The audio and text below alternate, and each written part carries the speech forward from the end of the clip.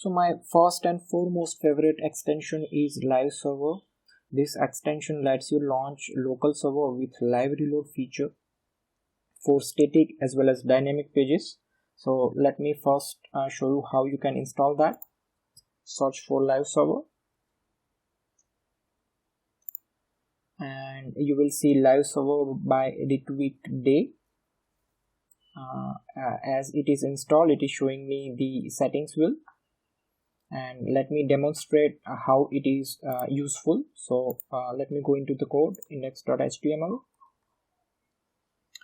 and after installing this extension, you will be getting this option when you right click open with Live Server. That will open up the file in the server mode, and now if you make any change,